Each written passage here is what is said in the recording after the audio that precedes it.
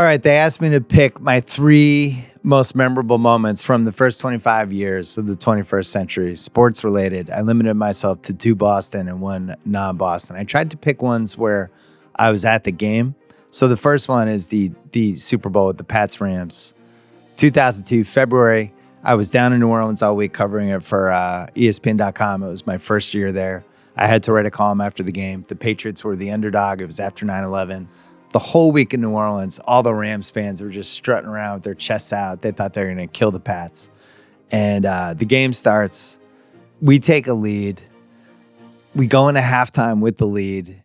And I was like, I can't believe this. Because my whole life, the Patriots were the black sheep of the Boston sports scene. Belichick had been there 2 years. Brady, it was his first year as a starter. And he was playing a little bit hurt because he had hurt knee. We had no weapons other than Troy Brown. I was like, are we going to really do this? And there was this moment in the second half. I'm in the end zone, and he's running toward us to Bucky Jones. And it seems like this is going to be the touchdown that clinches it. Called back because of a flag. The Rams score. All of a sudden, we're tied. Pats have the ball with under 2 minutes left, and we're wondering if they're just going to kneel on it and go to overtime. All of a sudden, they're driving down. Troy Brown cutting across, big play. And then all of a sudden, Vinatieri's out there trying to do a game-winning field goal, and it's coming right at me. Kicks it in. Complete chaos. I'm hugging the 2 guys in front of me. The Black Sheep Pats actually winning the Super Bowl. No idea that the next 5 were coming. Just winning one seemed amazing. So that's one. Second one was Game 4 and Game 5 of the 2004 ALCS. We were sitting on the first base side. Me and my dad, we went to Game 3. They got murdered. Went to Game 4. Down a run in the 9th. My dad was always like, we got to get out of there before the rush. Let's just go down and we'll watch the first, out in the tunnel. And we'll decide if anything happens, we'll run back to our seats. I'm like, all right. So we go down. Millar gets the walk. Roberts comes in to pinch run. And now we're watching on TV. Gets the steal, steals second. Now we're running back to our seats. They come back. Goes into extra innings. At some point, it was like, we just don't want to get swept by the Yankees. Can we not get swept by them? Can we pull this off? So the next day, we're back there. It had to have been less than 24 hours, Game 5. And that one's an even crazier game and goes on forever. And I got to be honest, it's 21 years later. One of the games was, I think, 12 innings, and the other game was 14 innings. I can't even remember which one was 12 and which was 14 at this point.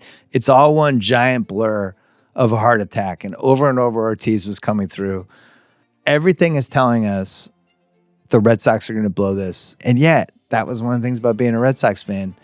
You were weirdly optimistic, even though that you knew how it was going to end. And you could feel the energy shifting in the park. And then Ortiz gets the single. I think it was in the 14th inning.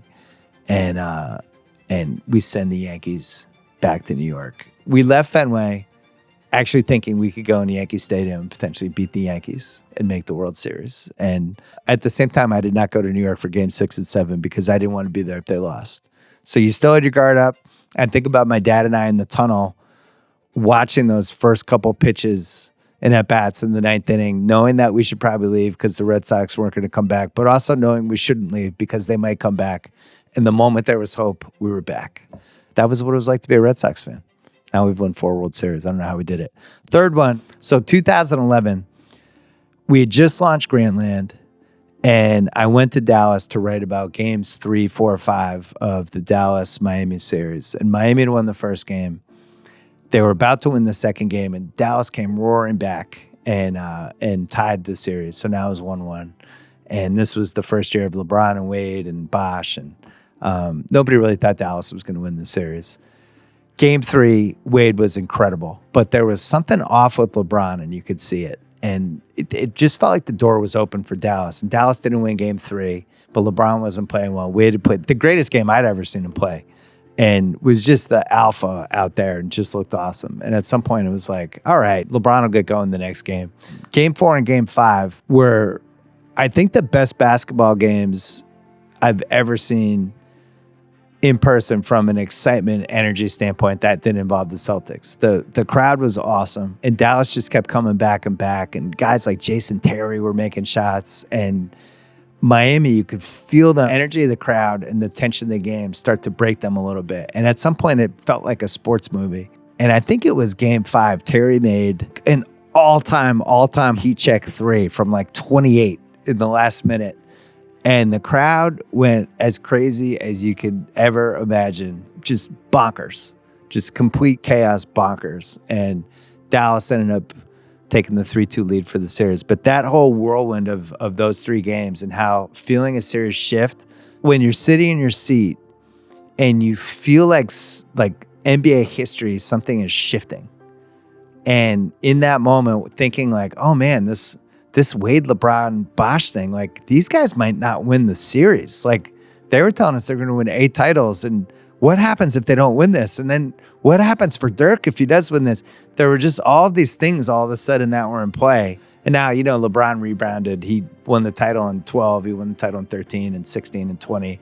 He turned out fine.